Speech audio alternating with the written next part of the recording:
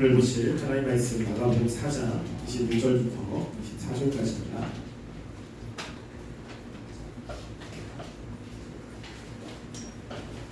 마가복음 4장 26절부터 25절까지입니다.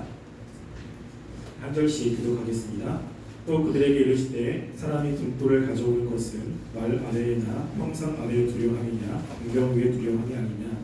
그들을 하지 않고는 숨긴 것이고 하나님을 하지 않고는 갚인 것이었느니라. 그를 끼는 자는 들으라. 또 이르시되 너희가 무엇을 듣는가 스스로 생각하라. 너희의 하나님은 그 하나님으로 너희가 하나님을 받을 것이며 더 받으리니. 읽겠습니다. 있는 자는 받을 것이요 없는 자는 그 있는 것 가지고 빼앗기리라. 아멘. 우리 계속해서 예수님이 하시는 비유의 내용을 살펴보려고 합니다. 예수님께서 말씀을 하셨고 그리고 그 말씀을 이해하지 못하는 사람들이 예수님께 질문을 했습니다. 즉 하나님의 나라의 비밀을 알고 싶은 사람들이죠. 그 중에는 예수님의 12제자도 포함되어 있습니다. 예수님께서는 그들에게 예수님이 하신 말씀의 비유를 풀어주셨습니다. 그것은 하나님의 나라의 비유라고 하는 것이죠. 즉 예수님이 하시는 이 말씀은 이 세상의 원리가 아니라 영적인 하나님 나라의 원리입니다. 하나님의 통치에 따른 원리고 하나님이 역사하실 때 나타나는 그러한 원리들을 말씀을 하고 있는 것입니다. 그래서 오늘 말씀도 이제 하나님 나라에 어떤 원리가 있는지를 이야기를 하고 있습니다. 이것도 예수님이 늘 하신 것처럼 그 당시 사람들이 쉽게 이해할 수 있는 비유를 들어서 이야기를 합니다. 특별히 이 등불 비유는 유대인 서민층에 속한 사람들은 누구나 다 가지고 있는 겁니다. 지금처럼 전기불이 있는 시대가 아니기 때문에 집집마다 등불을 다 가지고 있고 그 등불을 비춰서 밤에 작업을 하기 때문에 예수님의 이 말씀을 이해하지 못하는 사람들은 아무도 없을 것입니다. 근데 이것을 그냥 외적인 것으로만 이해하는 것이 아니라 이 안에 담겨있는 내용을 우리가 깨닫고 그리고 그것을 우리의 삶에 적용시키며 살아가는 것이 예수 믿는 사람들이 해야 될 그런 특권이지 않습니까? 우리가 씨 뿌리는 비유, 4가지 비유에서 우리는 이 하나님께서 원하시는 땅은 옥토라고 하는 것을 알았습니다. 그리고 하나님께서 원하시는 삶은 열매 맺는 삶이라는 것을 알았죠.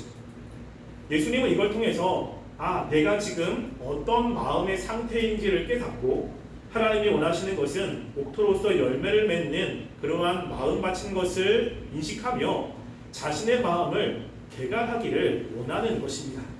그래서 이것을 믿지 않은 사람들은 전혀 이해할 수가 없습니다.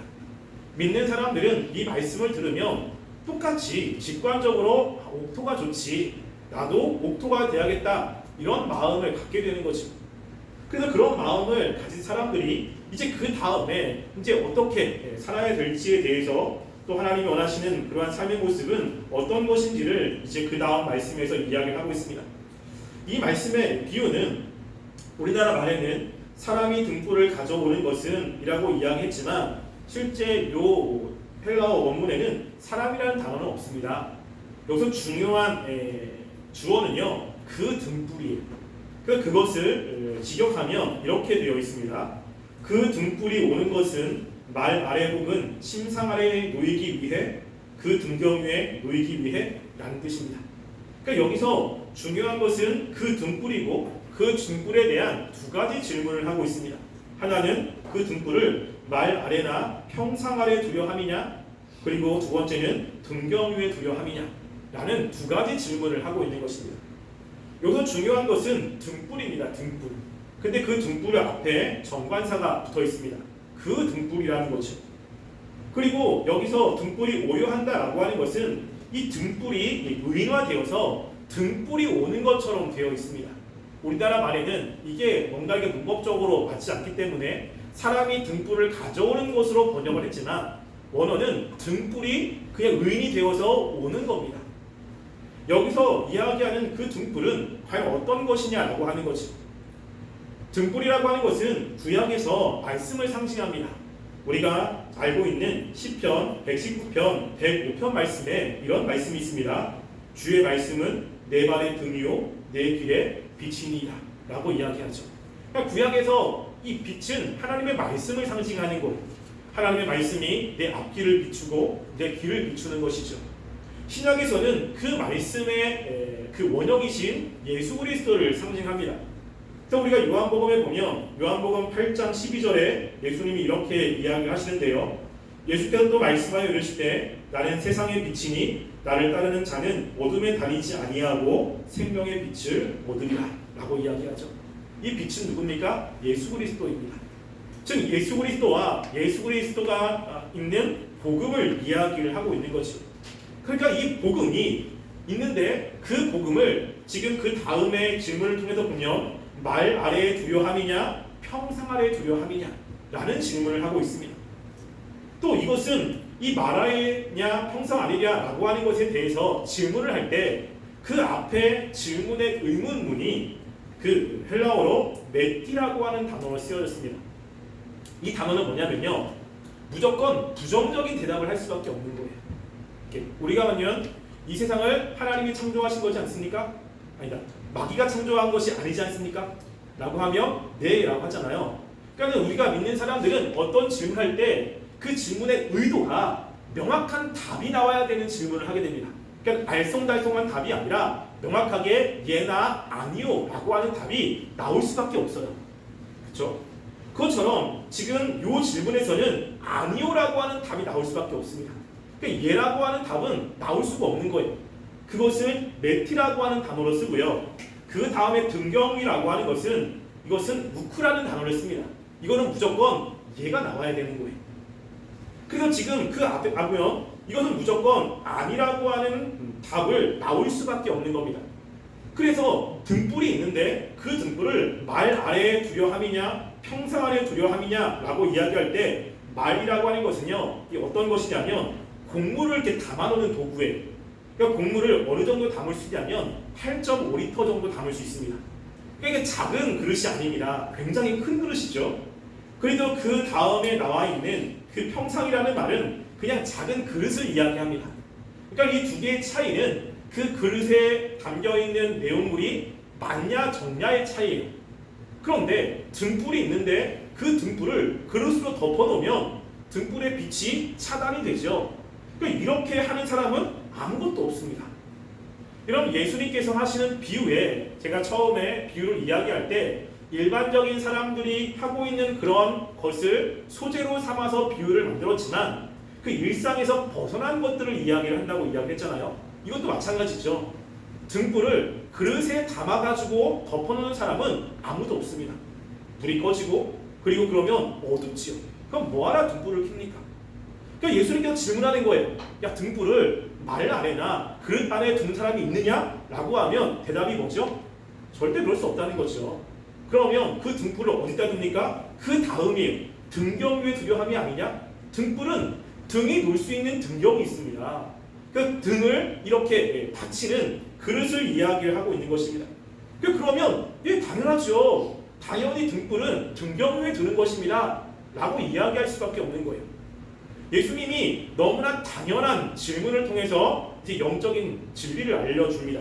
그 진리는 바로 21절에 나와 있는 말씀이에요. 이거를 알려주고자 하시는 것입니다. 21절 보시면 드러나려 하지 않고는 숨긴 것이 없고 나타내려 하지 않고는 감추인 것이 없느니라 라고 이야기하죠. 말이 어렵지만 궁극적으로 무엇이죠? 무조건 드러난다는 거예요. 설령 이 등불이 숨겨져 있다 할지라도 결국에는 드러날 수밖에 없다는 것을 강조하고 있는 것입니다. 그 예수님께서는 이 등불이 반드시 이 땅 가운데 있으면 드러날 수밖에 없는 특성을 가지고 있다는 거예요. 이거를 지금 이야기를 하고 있습니다. 그래서 우리가 이 등불이 예수님을 이야기하잖아요. 그러니까 예수님이 가는 곳곳마다 사람들에게 드러납니다. 주목을 받게 되죠. 예수님이 하신 말씀을 통해서, 예수님이 하신 기적을 통해서 사람의 주목을 받게 되고, 그리고 사람들은 예수님을 보게 되고, 그리고 예수님이 무엇인가 다른 하나님이 보내신 사람이라는 것을 깨닫게 될 수밖에 없다는 겁니다. 그래서 예수님이 있는 그 당시에 그 예수님은 사람들의 주목을 받게 되었어요. 그리고 예수님의 말씀에 귀를 기울이는 사람들이 많았죠. 그걸 통해서 예수님은 하나님이 보내신 사람이구나 라는 것을 사람들이 알 수밖에 없다는 것입니다. 여러분, 이것은 마지막 때도 마찬가지예요. 이런 마지막 종말 때 예수님이 모든 세계 사람들에게 드러납니다. 그래서 예수님이 나타날 때는 예수님이 심판주로 오시기 때문에 그 앞에서 예수님이 하나님의 아들이심, 그리고 예수님께서 이 세상을 다스리시고 통치하시는 분이라는 것을 모르는 사람들이 없게 되는 것이죠. 그러니까 예수님, 또 예수님이 말씀하신 복음은 들어가는 곳곳마다 그것이 사람들에게 드러나게 되고 사람들이 그걸 통해서 그 복음을 알 수밖에 없다는 것입니다. 그런데 이것이 예수님만 의미하는 것은 아니에요. 여기서 1차적으로는 이 등불이 예수님입니다. 하나님이 주신 빛, 그 복음을 이야기하지만 또 한편으로는 이 빛이 누구를 의미하고 있냐면 이제 우리가 생각할 것 중에 하나입니다. 뭐냐면 이 빛은 바로 신자들을 의미하고 있어요. 여러분, 우리가 오늘 담임 목사님도 말씀을 하셨는데 마태복음 5장 14절에 보면 예수님이 이렇게 말씀하잖아요. 너희는 세상의 빛이라. 산 위에 있는 동네가 숨겨지지 못할 것이요 라고 이야기하죠. 너희가 빛이라는 거예요. 예수님이 이 당시에 있었던 그곳에서 산들이 있습니다. 바로 그 산이 있는데 밤이 되면 그 산에서 집집마다 빛이 비춰가지고 집 등불이 이렇게 비춰주는 거죠. 그래서 이 이스라엘 땅은 전쟁이 굉장히 많기 때문에 평지에다 집을 짓지 않습니다. 조금 힘 있는 사람들, 강한 지파들은 전부 다 산을 차지하고 있어요. 그래서 에브라임 산지, 유다 산지가 굉장히 강력한 지파가 그 땅을 차지하고 있죠. 그러니까 그 산 위에 집들이 다 있는 겁니다. 그러니까 밑에서 보면 산인데 거기에 불들이 계속 보이게 되는 거죠.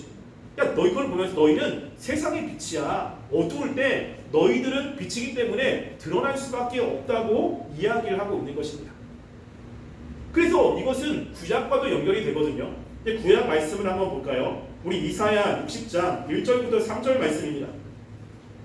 이사야 60장 1절부터 3절은 이제 하나님께서 이사야를 통해서 하나님의 백성들에 관한 말씀을 하고 있는 내용인데요. 자, 이사야 60장 1절부터 3절, 잘 알고 있는 말씀일 겁니다.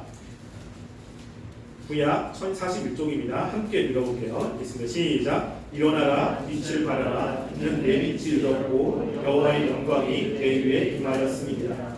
보라, 어두움이 땅을 덮을 것이며 캄캄함이 만민을 가리려니와 오직 여호와께서 내 위에 임하실 것이며 그의 영광이 내 위에 나타나리니 나라는 내 빛으로 만드는 빛은 내 능력으로 나오리라. 여기 보면 일어나라, 빛을 발하라.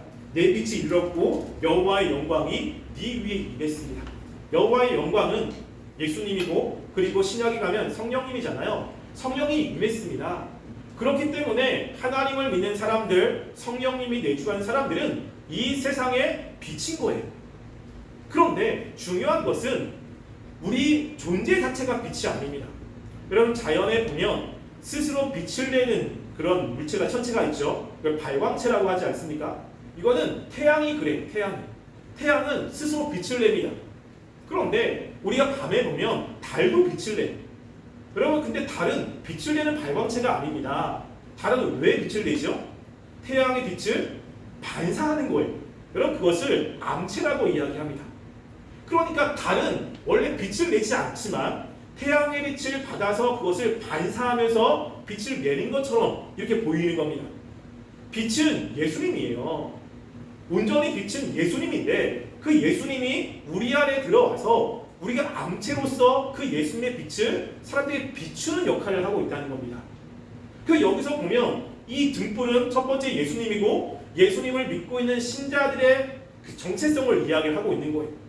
그래서 신자들은 자신이 있는 곳에서 사람들에게 그 예수님 그리고 복음을 드러내게 되어 있는 존재라는 것을 이야기를 합니다. 그래서 여러분들이 예수 믿는 사람이라고 하면 사람들이 전부 다 여러분과 예수님을 연결해서 보죠. 그 내가 잘못하면 예수 믿는 것들이, 교회 다니는 사람들이 라고 이야기를 합니다. 그러니까 우리가 세상에 가면 세상은 우리를 지목하게 되어 있고 우리가 믿고 있는 예수님이 사람들에게 인식이 되게 되어 있다는 거예요. 그런데 우리가 하나님을 믿는 백성이라면 하나님을 믿는 백성들은 뭘 비추죠? 빛을 비추게 되어 있어요. 이게. 그러니까 여러분들이 그것을 감추면 안 되고 이 빛은 그 빛이 들어가는 순간부터 드러나게 되는 그런 성향이 있다는 것입니다. 이게. 그래서 우리가 하나님의 은혜를 경험하면 우리가 경험한 사람들에게 나오는 모습 가운데 하나는요, 내가 경험한 하나님을 얘기하게 되어 있어요. 이게 정도잖아요. 예수님을 내가 정말로 믿고 그리고 예수님에 대해서 깨달음이 있으면 여러분 나눔터 시간에 입이 근질근질하지 않습니까? 네. 저도 그래요. 뭔가 이렇게 깨달음이 있거나 예수님에 대한 그 사랑을 마음 가운데 깊이 느끼면 얘기하고 싶어요. 그래가지고 사람들한테 괜히 한마디 하면서 얘기도 하고 집에 가서 얘기하다가 뭐라고 듣기도 하고 그러니까 얘기하고 싶은 것이 있잖아요. 뭐죠? 내가 경험한 하나님인 거예요. 내가 경험한 하나님. 그렇기 때문에 또 그 하나님과 계속해서 관계를 맺으면 삶에서 열매를 맺게 됩니다. 그래서 에베소서 5장 9절 말씀에 보면 뭘 이야기를 하냐면 제가 읽어드릴게요. 빛의 열매는 모든 착함과 의로움과 진실함에 있느니라 라고 이야기합니다. 여러분들이 그 빛을 가지고 있다면 그 빛은 열매를 맺게 돼 있다는 거예요. 그러니까 바로 앞에 있는 씨 뿌리는 비유와 비슷하죠. 씨가 들어가면 목토에서는 열매를 맺습니다. 그 씨가 여기에서는 빛이고 그 빛이 있는 사람들은 빛의 열매들이 나오게 돼요. 그 열매는 다른 것이 아니라 착함과 그리고 의로움과 진실함입니다. 여러분 의로움과 진실함, 착함 누구의 속성이냐면 하나님의 속성이에요. 하나님과 관계를 맺기 때문에 또 하나님의 말씀 복음을 깨닫기 때문에 그 복음이 내 안에 들어가고 그 복음이 내 삶을 주장해서 나의 삶을 바꾸고 인격을 바꾸는 일들이 벌어집니다. 그 다른 사람들은 다른 것이 아니라 나의 삶을 보면서 그 빛의 열매들을 보는 거죠. 그래서 예수 믿는 사람들이 다른 사람과 좀 다르게 무엇인가 진실한 삶을 살고 착한 삶을 살고 거짓이 없는 삶을 사는 거죠. 여러분 초대교회의 삶이 그런 것입니다. 여러분 초대교회에 로마인들에게 때로는 다른 이방인들에게 기독교인이 주목받은 것은 그들이 복음을 열심히 전한 것도 있지만 그들의 삶 때문입니다. 삶. 예수 믿는 사람들은 그 당시에 살고 있는 이방인과 삶이 다른 거예요. 이방인들은 어려움을 좌절하고 다른 사람 것을 축복하고 내물을 주고 이렇게 살아가는데 그리스도인들은 그렇지 않은 겁니다. 그 당시에 굉장히 윤리적으로 문란한 그런 시대인데 그리스도인들을 보면 그들의 삶이 다른 거죠. 물어보는 거예요. 너희들은 왜 그러냐? 라고 했을 때 그들에게 나오는 대답이 무엇입니까? 하나님에 관한 이야기입니다. 이게 복음이 들어간 사람들에게 말로써 그리고 행동으로 나오게 되어 있다는 것을 이야기하고 있는 것입니다. 그래서 우리가 하나님의 백성으로서 하나님의 그 빛이 우리 마음 가운데 비춰지면 그 빛은 가만히 있지 않고 다른 사람에게 드러나는 이런 특성을 가지고 있어요. 나는 예수님을 믿고 있는데 나는 하나님의 말씀을 알고 있는데 왜 드러나지 않느냐라고 한다면 왜 그렇습니까? 정말 그 빛이 여러분에게 들어갔는지 한번 생각해 보세요. 이 빛이 정말로 그 생명이신 빛이 들어가면 이게 나오지 않을 수가 없어요. 그런데 이미테이션이 들어가면 안 나옵니다. 복음이 아니라 그 복음의 핵심을 내가 정말로 믿고 그것을 경험하고 가지고 있는 것이 아니라 복음의 핵심이 아니라 복음의 껍데기를 가지고 있으면 절대 빛이 비치지 않아요. 그래서 우리가 하나님의 주시는 그 빛, 예수 그리스도를 믿으면 삶의 변화가 있습니다. 여러분 고린도후서 5장 10절 보면 누군지 그리스도 안에 있으면 새로운 피조물이라 이전 것은 지나갔으니 보라 새 것이 되었도다 라고 이야기하잖아요. 거기 보면 뭐가 있냐면 저는 거기서 굉장히 중요하게 생각하는 것은 보라 새 것이 되었도다는 거예요. 우리가 주님 안에 있고 주님의 빛이 우리 마음에 있으면 사람들이 볼 때 야, 이 사람이 달라졌다는 거죠. 왜? 그 빛이 삶을 바꿉니다. 수많은 사람들이 그렇게 바뀌었죠. 저도 마찬가지입니다. 그러니까 내가 정말로 여기서 그 하나님의 빛을 내 안에 가지고 있는가 고민을 하셔야 되는 거예요. 또 하나 이것을 누가복음에서는 조금 다르게 적용을 합니다. 이것을 이제 뭐냐면 하나님의 진리의 빛으로도 이야기를 하지만 누가복음 12장 1절과 2절에는 이렇게 이제 누가가 이것을 적용을 해요. 제가 읽어드릴게요. 그동안에 무리수만 명이 모여 서로 밟힐 만큼 되었더니 예수께서 먼저 제자들에게 말씀하여 이르시되 바리새인들의 누룩 곧 외식을 주의하라 감추인 것이 드러나지 않은 것이 없고 숨겨진 것이 알려지지 않는 것이 없나니라고 이야기합니다. 무엇이죠? 똑같은 이야기를 하지만 누룩에 관한 이야기를 하고 있는 거예요. 바리새인들의 누룩을 조심해라 라고 이야기를 합니다. 그 당시 바리새인들은 그 이스라엘 백성들이 생각할 때 가장 하나님의 말씀을 잘 지키는 사람들이었어요. 밖으로 볼 때는 그들은 정말로 하나님을 잘 믿는 사람들이었습니다. 근데 그 속에는 악독과 그리고 불의, 거짓, 명예욕, 악한 의도를 가지고 있어요. 이런 의도를 가지고 있는 외적으로 그것을 숨기는 거죠. 그 외적으로는 거룩한 척합니다. 외적으로는 하나님을 가장 사랑하는 척합니다. 근데 내면에는 하나님보다는 자기의 욕심, 자기의 명예, 그리고 자기가 원하는 것들을 이루기 위한 그 의도를 가지고 그렇게 보여지는 거예요. 뭐라고 이야기하죠? 마지막 때는 다 드러납니다. 이렇게. 나는 숨길 수 있다고 생각하지만 하나님은 다 보시고 있는 거예요. 그렇기 때문에 마지막 때에 그들이 가지고 있는 감추어있는 것이 다 드러납니다. 그렇게 살면 안 된다는 거예요. 내가 신앙 있는 것처럼 하나님 앞에 외식을 가지고 있거나 아무 소용이 없습니다. 사람들에게는 신앙이 좋다라고 이야기할 수 있지만 그건 사람들에 관한 거고요. 중요한 것은 하나님이 우리에게 은혜를 주시고 구원을 주신 거 아니겠습니까? 여러분, 우리는 하나님이 보시기에 올바른 삶을 살아야 되는 거예요. 사람이 보시기에 올바른 삶이 아니라.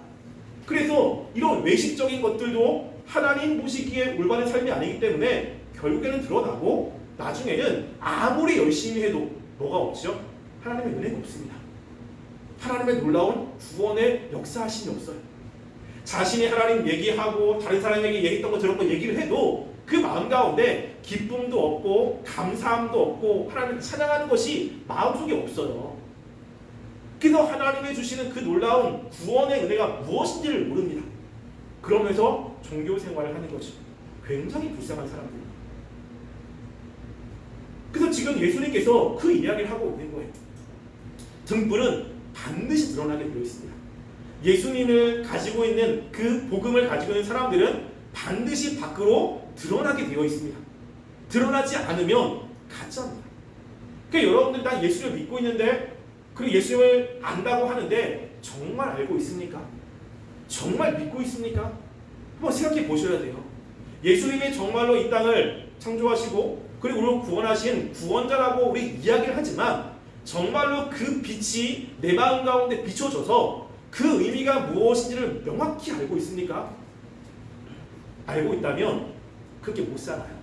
빛의 열매를 맺지 않을 수가 없고 삶의 변화가 없을 수가 없습니다. 이 앞에 이야기한 것처럼 하면 그 사람들은 옥토밭인데 열매가 없을 수가 없어요. 그래서 나는 과연 이 빛을 가지고 있는가 생각하셔야 돼요. 여러분들이 하나님의 백성이라면 내 자신에 대한 생각이 될 겁니다. 예수님께서 이 말씀을 하시는 것은 그 하나님의 백성들을 비난하기 위해서 하는 건 아니에요.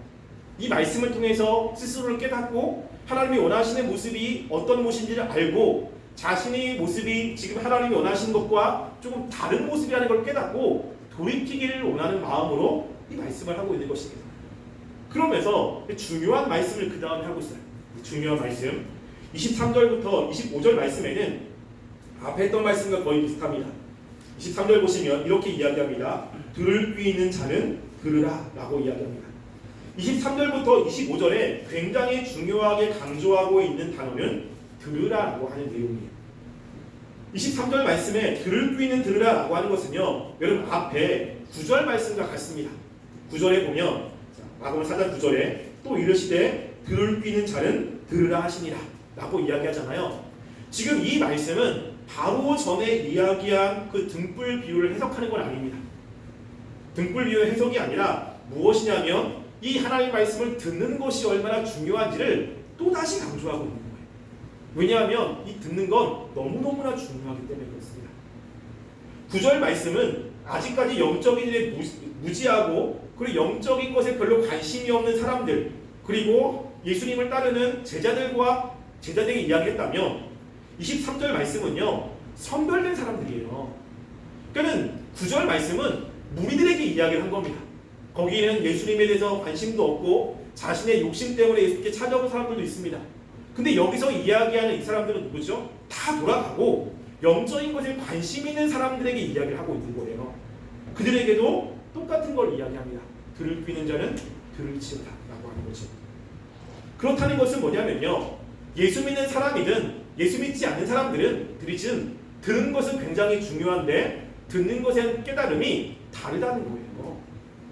예수 믿는 사람들도 말씀을 들을 때 귀가 열려져서 그 말씀을 깨닫는 사람이 있고 귀가 닫혀져서 깨닫지 못하는 사람들이 있음을 이야기를 하고 있습니다. 여러분, 그래서 우리가 하나님을 믿을 때 믿는 것에 가장 중요한 것은 듣는 거잖아요. 그래서 우리가 알고 있듯이 로마서 10장 17절 말씀, 믿음은 들음에서 나며 들음은 그리스도의 말씀으로 말미암느니라. 여러분들이 나 왜 믿음이 없지? 이유가 뭡니까? 듣는 거에 문제가 아닙니다. 왜 나는 하나님께 의지하지 못하지? 왜 그것이 내 마음 가운데 내 삶을 바꾸지 못하지? 결국에는 어디 있습니까? 내가 못 살아서, 의지가 약해서.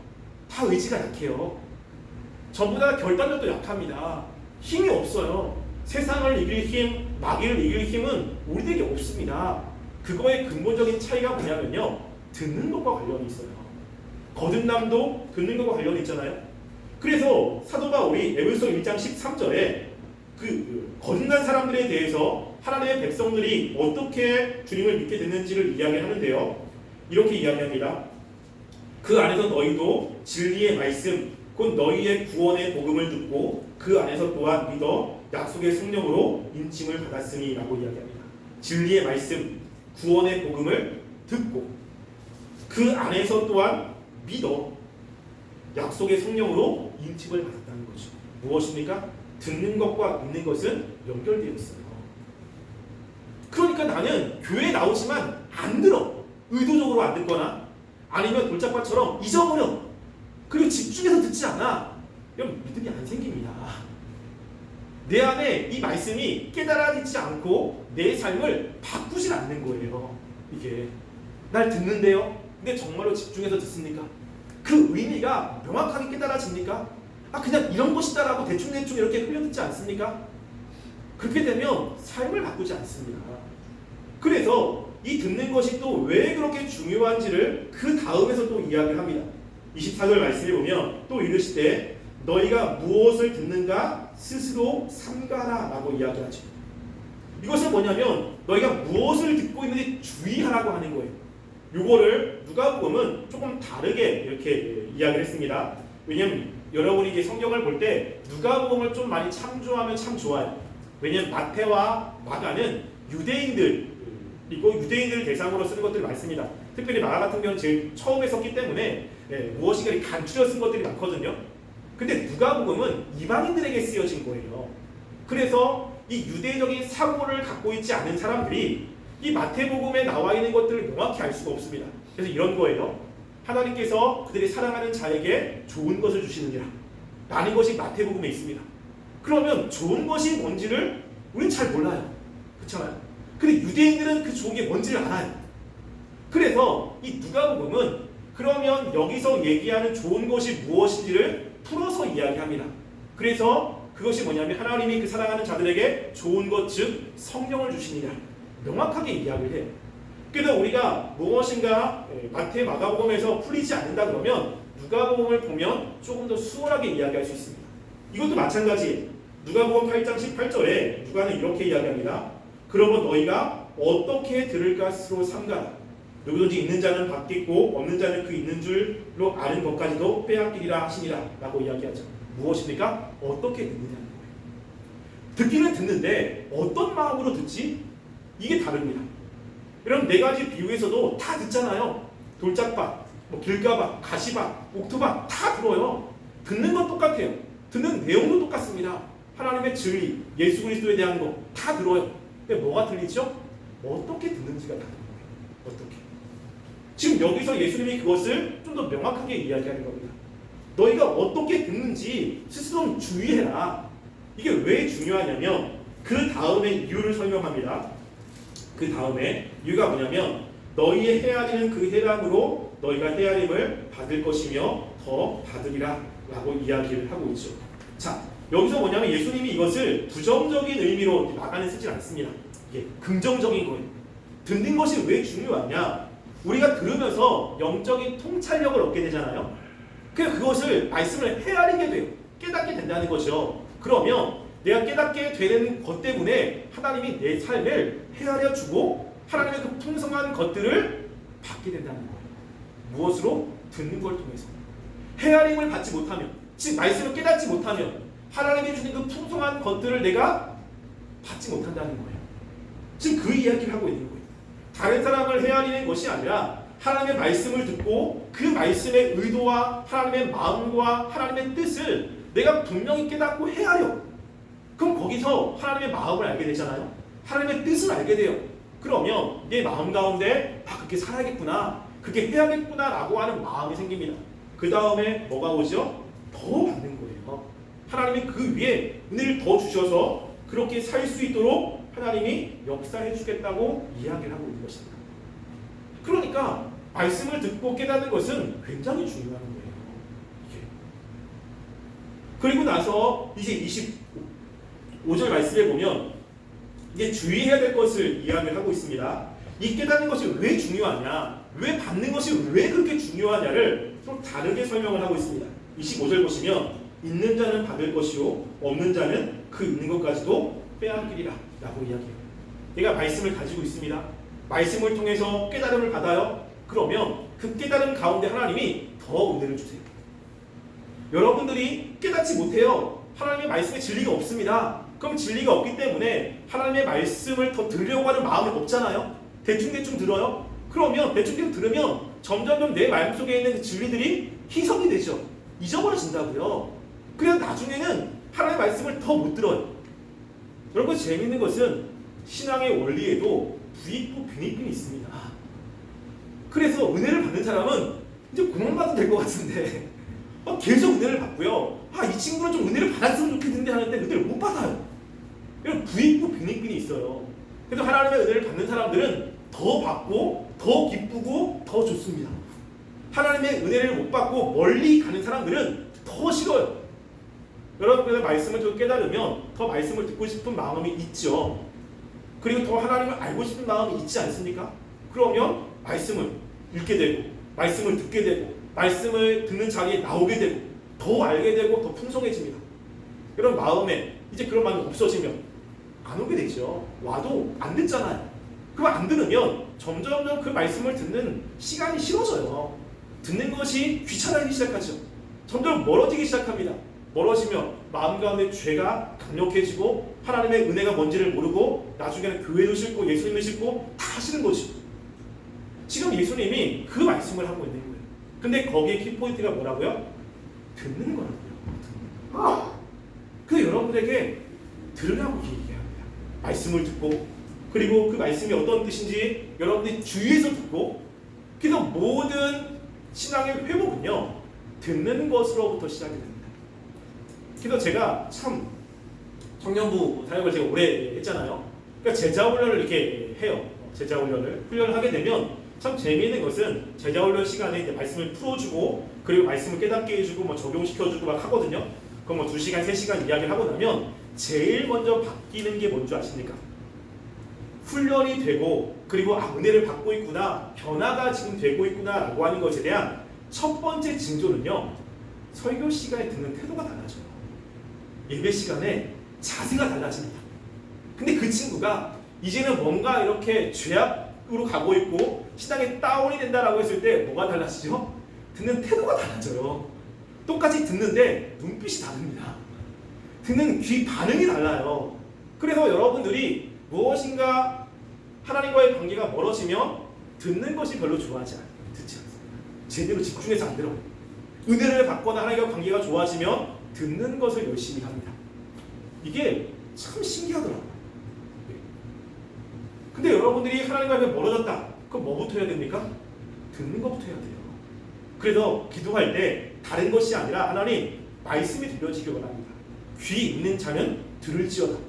귀 없는 사람이 없잖아요. 귀 있는데 안 들리는 사람이 있다는 거예요. 귀가 있는데 들어도 그 영적인 의미가 안 깨달아지고 마음 가운데 그 말씀들이 내 삶에 들어오지 않는 사람들도 있다는 것입니다. 그러면 하나님이 주시는 풍성한 것들을 얻지 못하고 결국에는 그동안 내가 가지고 있는 것도 빼앗기게 돼요. 그럼 영적인 침체 많이 경험해 보셨죠? 이제는 많이 경험했죠? 그럴 때 하나님의 은혜가 정말 은혜를 받을 때는 좋은데 어느 순간부터 짜증이 나는 거예요. 신앙도 싫고 뭐 예배생활도 싫고 말씀 읽는 것도 싫고 다 싫은 거예요.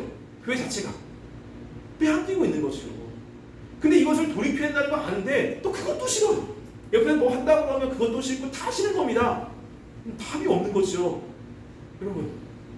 근데 그것에 대한 회복은 말씀을 들어야 되는 거거든요. 말씀을 듣고 깨달아지면 조금씩 변화가 됩니다. 왜냐하면 이 말씀은 우리 마음 가운데 빛을 비춰주기 때문에 빛이 들어오면 가장 먼저 깨달아지는 것 가운데 하나가 뭐냐면요. 내 삶에 대한 죄악들이 일어날 겁니다. 잘못 살고 있다. 이렇게 하면 안 되는구나. 야, 이렇게 살면 큰일 나는구나. 라는 것이 먼저 들어오게 됩니다. 그리고 하나님께 돌아가게 하시는 것들이 있습니다. 예수님께서 이 비유를 들으면서 비유에 대한 설명을 안 해요. 왜? 너무나 당연하잖아요. 설명이 할 필요가 없어요. 대신 뭘 중요하게 말씀하고 있냐면 듣는 겁니다. 여러분들은 어떻게 듣고 있습니까? 한번 잘 생각해 보세요. 나는 정말로 말씀을 귀를 기울여서 하나님의 뜻을 깨닫기 위해서 집중해서 듣고 있는가? 아니면 들리면 들리는 대로, 안 들리면 안 들리는 대로, 오늘 들리면 오늘 좋다, 안 들리면 다음에 들으면 되지, 혹시 이런 식으로 듣고 있습니까? 그러면 시간이 지나면 지날수록 여러분의 마음에 있는 것들은 계속 빼앗기게 됩니다. 왜냐하면 마귀가 계속 빼앗게 되고 여러분 마음속에는 죄가 듣지 못하게 하기 때문에 결국에는 점점점 하나님과의 관계가 멀어질 수밖에 없습니다.